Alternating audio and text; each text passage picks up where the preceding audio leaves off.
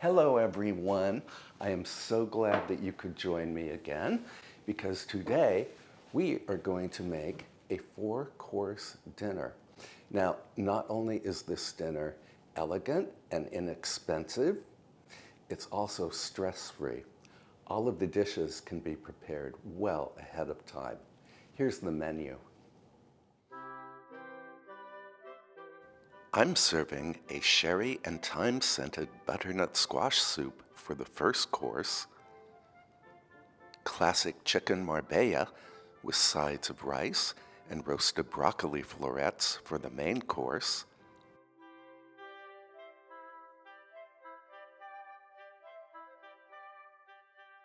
lightly dressed salad greens for the palate-cleansing third course, and a rustic apple galette for the grand finale.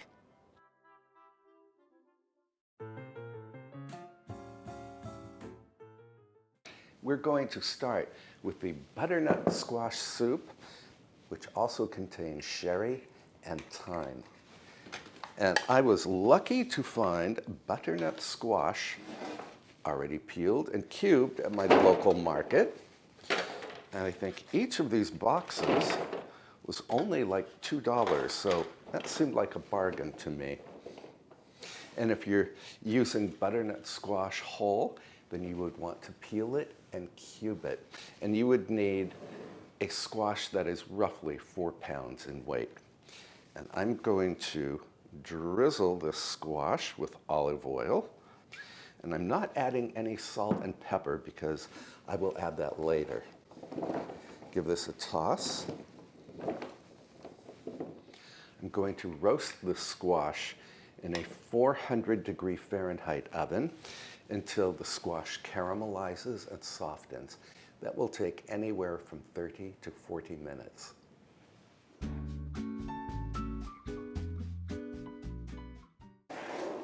Now, I forgot to mention that the recipe for this soup is in both my cookbook and on my website, and I will link the recipe in the description box below. And while the squash is cooking, I want to go ahead and prep the next ingredient we need for the soup, which is roughly 8 slices of bacon. And I'm just cutting this bacon into crosswise pieces.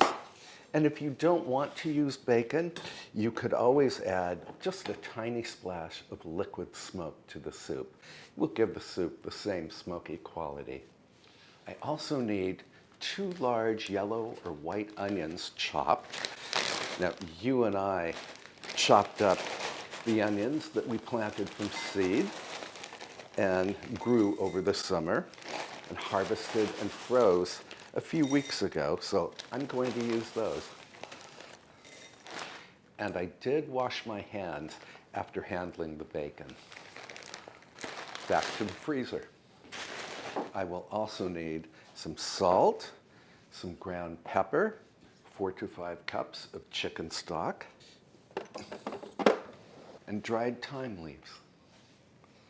And since we are still waiting on the squash to finish cooking, we can go ahead and cook off the bacon and the onion. I'm using my 5-quart Dutch oven here. I'm going to cook this bacon over medium-low heat just until it renders its fat. I'm using a spurtle to break up the bacon pieces as they cook. Now we can stir in the onion, salt, black pepper, and thyme. Give this a quick stir.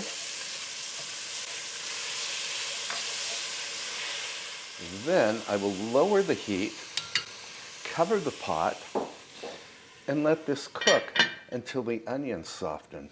That won't take but 5 minutes or so. Transfer the bacon mixture and a cup of the chicken stock to the jar of a blender. Blend at high speed until smooth. Also, wash out and dry the soup pot. Now we can pour the bacon mixture into the cleaned out pot. And my squash is done, so we can start adding it to the blender. And here it is. Working in batches, puree the squash and the remaining chicken stock in the blender, and then stir it into the bacon mixture.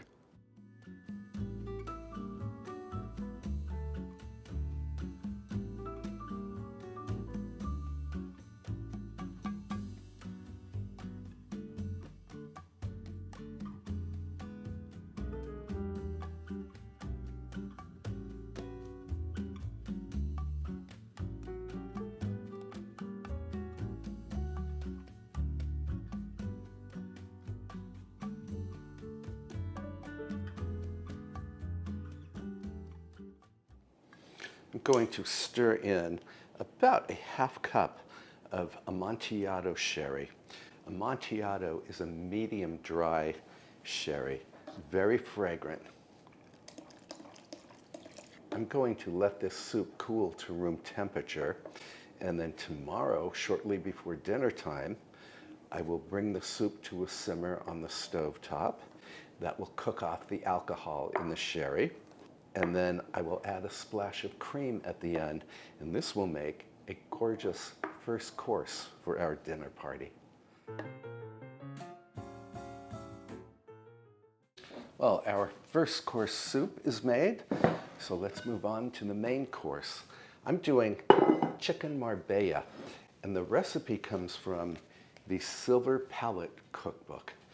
We've made chicken marbella, I think maybe 2 years ago, and I count it among my top 10 favorite make-ahead main courses. It is beyond delicious. So I have some skin-on, bone-in chicken thighs here, and I'm putting them in my braising pan, but you could use a Dutch oven if you wish. And then we need to make a marinade for the chicken.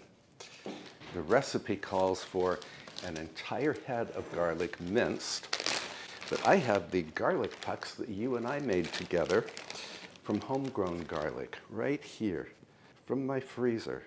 I'm going to use 3 of them. And I just need to thaw them briefly in the microwave. To the garlic, add 1/4 cup of dried oregano, 2 tablespoons of coarse salt, a half cup of red wine vinegar, and a half cup of olive oil. Whisk to combine. Then add 2 handfuls of Spanish olives, the capers and all of their juices from a 3.5-ounce jar, and a generous handful of prunes. Prunes are simply dried plums. Now, my friend Victoria made chicken marbella for a dinner party about 2 years ago.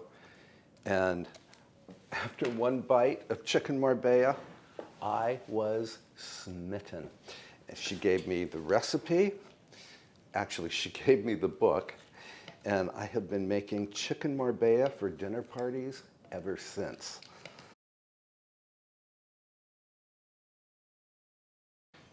And we can pour this marinade right over the chicken.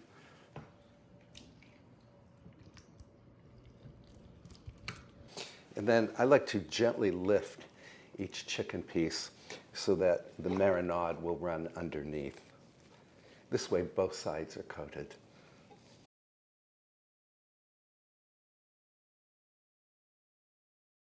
And that's it. All I need to do is cover this pot and pop it into the refrigerator for 24 hours.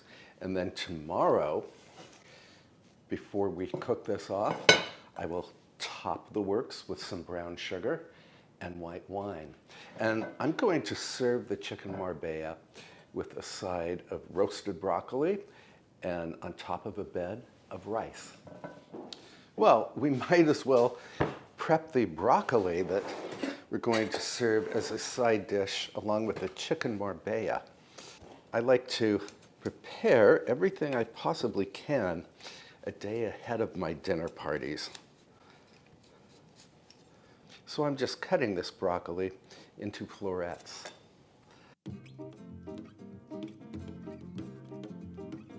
And onto the baking tray. And by having nearly 100% of the dinner prepped and ready to go, I can relax and enjoy a cocktail when my guests arrive.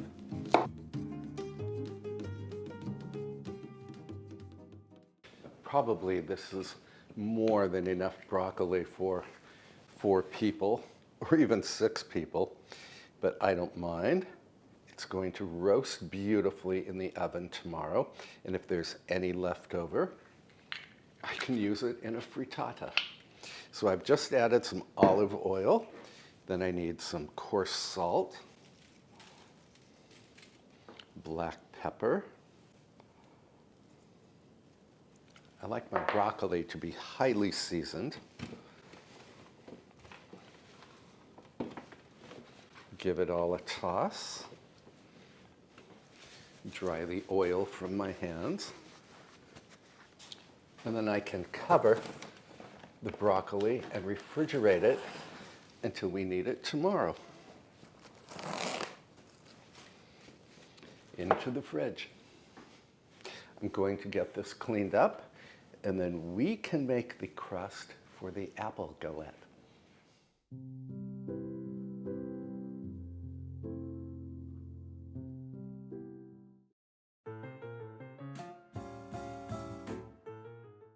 And this apple galette begins with a French all-butter pastry crust, which I like to make very easily in my food processor.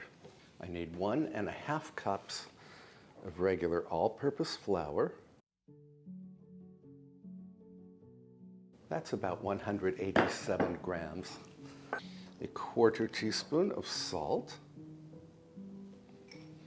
Salt balances out the sugar in the crust. 2 tablespoons of sugar, which you could omit, but I like a sweet crust. And I want to give this a very quick mix. Then we can add a 1/2 cup or 113 grams of cold diced butter.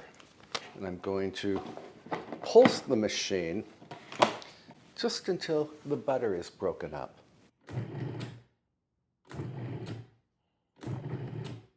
And with the food processor running, I will add about a 1/4 cup of cold water through the feed tube, just until a dough comes together.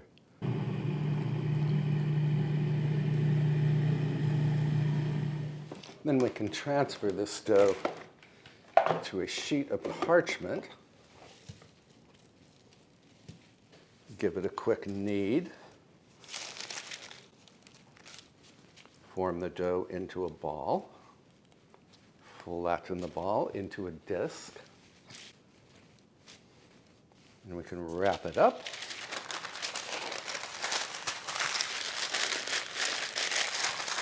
Pop it into a Ziploc bag. And we need to refrigerate the dough for at least 30 minutes, or in my case, until tomorrow. Well, our first course and main course and side dish and exactly half of our dessert is already made. So tomorrow we will set the table, finish our dessert, and then we can relax for the rest of the day. Sweet dreams, friends, and I will see you first thing tomorrow morning.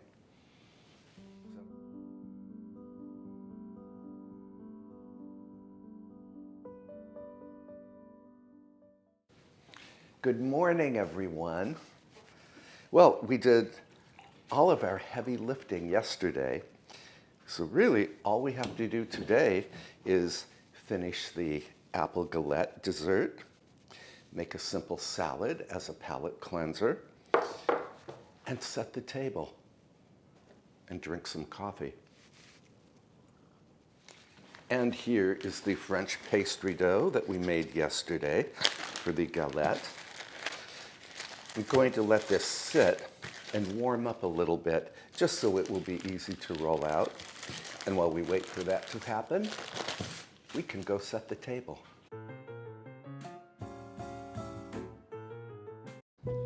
For this dinner party, I'm using dinner plates, salad plates, and two-handled soup cups that were made by Minton in the 1930s. I will serve the dessert on some English plates that were a gift from a dear friend.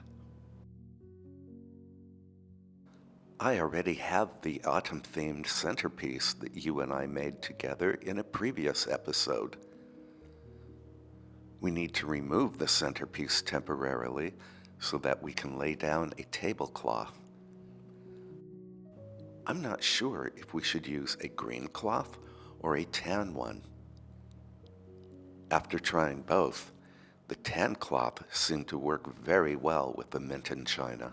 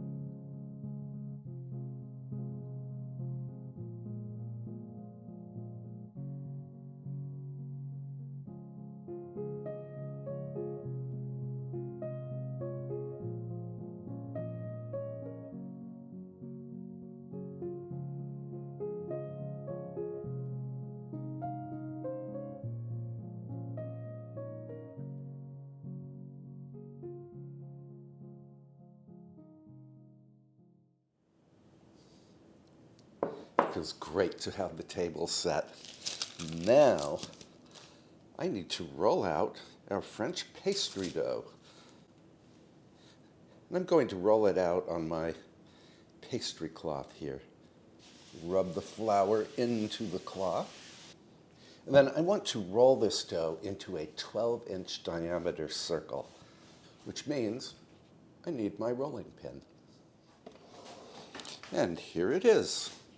I can put this parchment on a baking tray. When I roll out dough, I always start in the center, and then I roll to within, a half inch or so from the edge. I never go over the dough, because then the edge becomes too thin. And I'd like to use this tapered French rolling pin because it just does a great job whenever you need to turn dough into a circular shape. And I can link this pin in the description if you are interested. I can also link this pastry cloth if you are interested.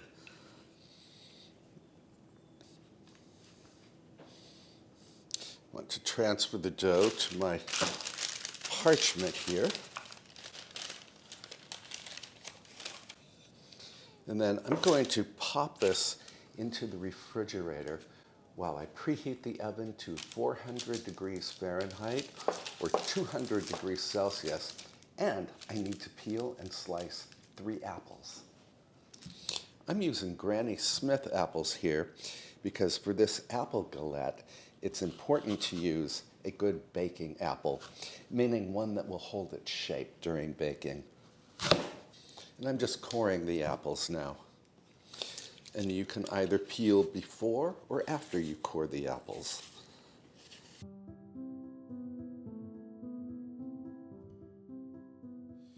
Now I want to cut each apple in half and then make 1/8 to 1/4 inch crosswise slices.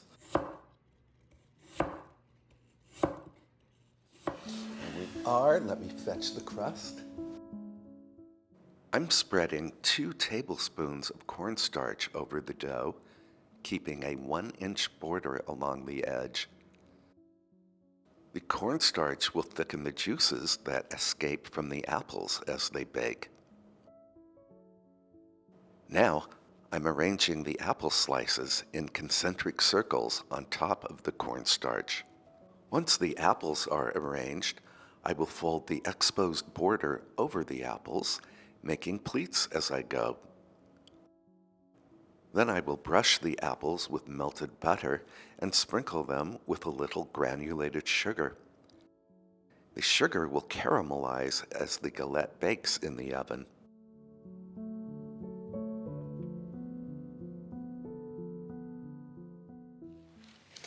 And this galette goes into the preheated oven until the apples have softened and the crust has browned nicely. That will take about 1 hour.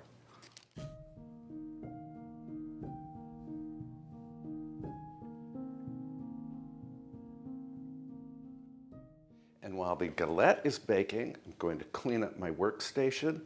Then I need to head outside to grab some parsley, which we will use as a garnish for the chicken marbella.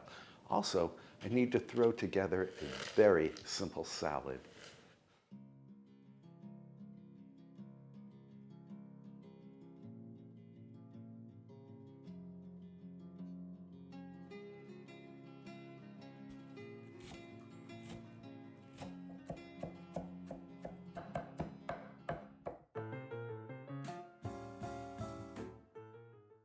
I'm putting the salad greens in one of the leaf-shaped bowls that you and I purchased together at Home Goods last month. I will cover and refrigerate the salad until serving time, at which point I will dress the leaves lightly with some bottled raspberry vinaigrette.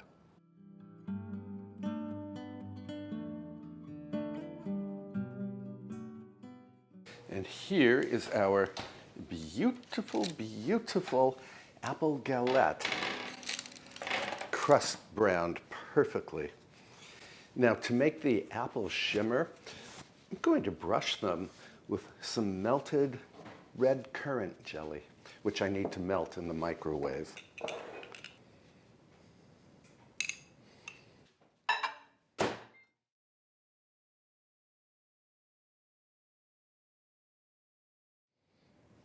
This dessert smells just fantastic. In fact, my whole kitchen smells like baked apples.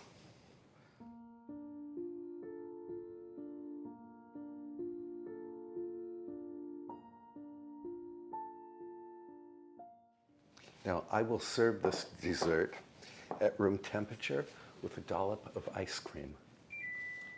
It's 4:40 p.m. My guests are due in about an hour, and I am as relaxed can be.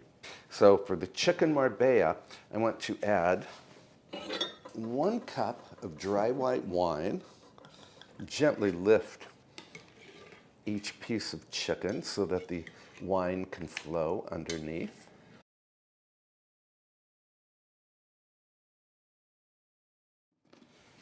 I need to sprinkle the chicken with brown sugar. The recipe says 1 cup. And of course, the brown sugar will caramelize as this dish is in the oven. This goes into the preheated 350 Fahrenheit or 180 Celsius oven for about 1 hour.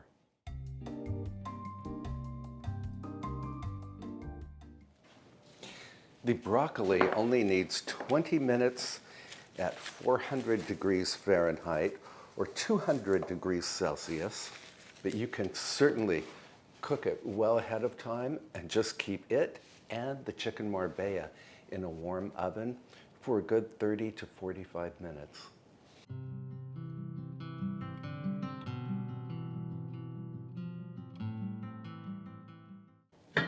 And I will bring the soup to a boil and then reduce the heat to very low and just keep the soup warm until I'm ready to serve it.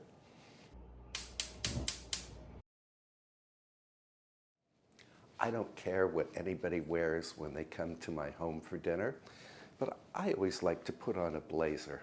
And now our chicken marbella is ready.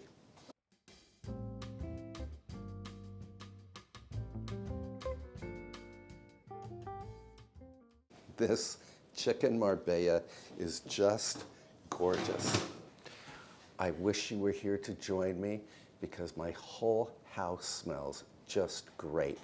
From the butternut squash soup with sherry and thyme, to the chicken marbella, to the rustic apple galette. My house smells like a dinner party. Now, I will be transferring the ingredients in the chicken marbella to a platter, and then I'm going to put the wonderful winey liquid in a sauce boat. But I will do that later when my guests arrive. Right now, I want to pop this into a 200 degree Fahrenheit or 90 degrees Celsius oven just to keep it warm.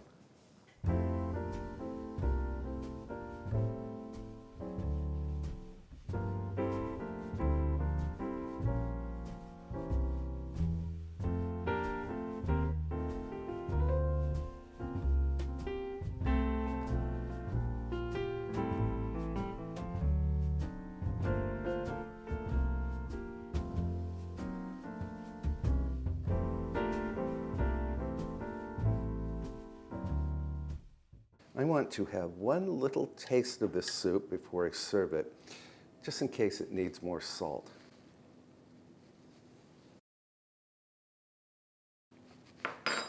This is perfect just as it is, and I love what the Amontillado or medium dry sherry does to this soup. Gives it a very warm quality. My guests and I adored the first course butternut squash soup. I garnished each serving with a swirl of cream.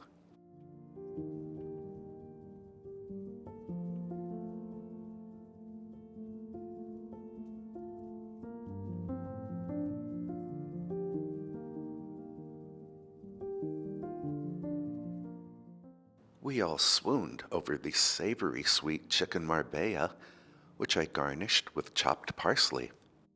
Rice and roasted broccoli florets were the perfect accompaniments to this classic main course.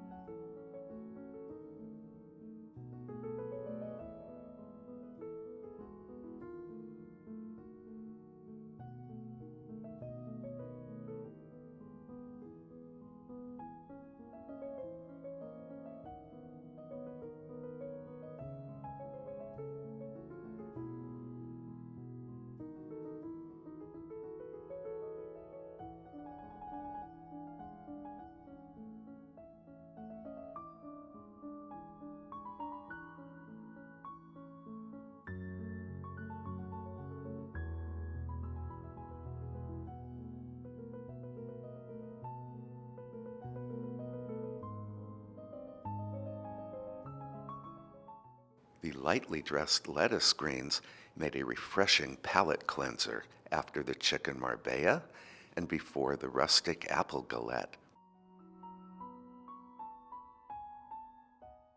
I don't need to tell you how wonderful the galette was.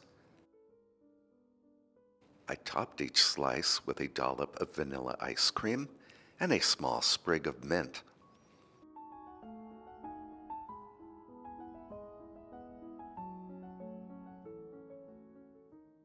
Well, my guests have departed and my dishwasher is running.